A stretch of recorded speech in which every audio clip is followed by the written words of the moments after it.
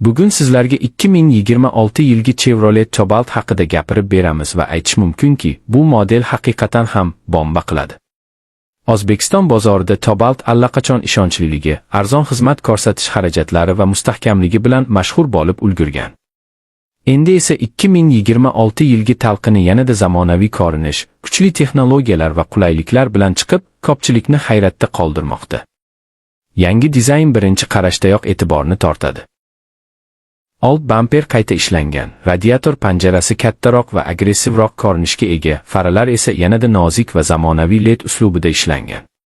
Bu esa mashinaga sportchi va jozibador ko'rinish beradi. Salon qismiga o'tsak, 2026 Cobalt ichki dizayni sezilarli darajada yangilangan. Old panel yanada silliq va zamonaviy chiziqlarga ega bo'lib, markazda katta sensorli multimedia ekrani joylashtirilgan. Bu ekran orqali Apple CarPlay va Android Auto tizimlaridan foydalanish mumkin. Haydovchi uchun rul yanada qulay shaklda ishlab chiqilgan, tugmalar esa ergonomik joylashtirilgan. O'rindiqlar yumshoqroq material bilan qoplangan bo'lib, uzoq safarlarda ham charchoqni kamaytiradi. Orqa o'rindiqdagi joy esa oilaviy foydalanish uchun yetarlicha keng.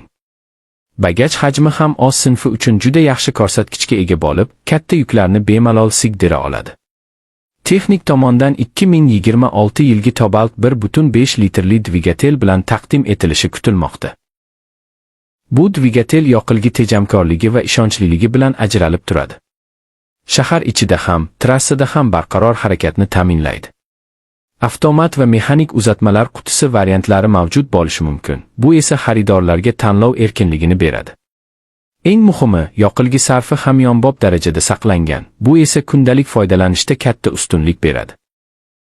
O'zbekiston sharoitida yo'llar turlicha bo'lgani uchun, Cobaltning osma qismi mustahkam va balandligi ham yetarli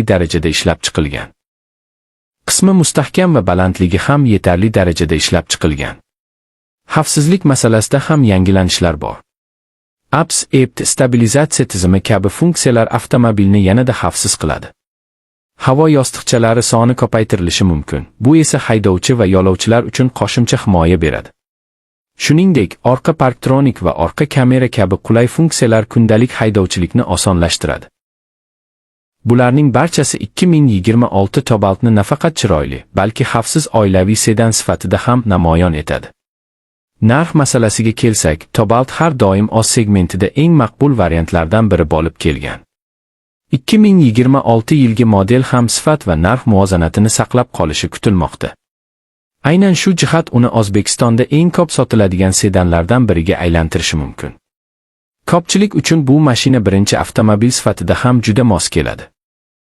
Chunki ehtiyot qismlar arzon, servis xizmati keng tarqalgan va yonilg'i tejamkorligi yuqori. Umuman olganda, 2026 yilgi Chevrolet Cobalt haqiqatan ham bomba qiladi degan gap bekorga emas. U dizayn, texnologiya, qulaylik va ishonchlilikni birlashtirgan holda bozorda kuchli raqobatchi bo'lib chiqmoqda. Agar siz zamonaviy, iqtisodiy va oilaviy sedan izlayotgan bo'lsangiz, ushbu modelni albatta ko'rib chiqishingiz kerak.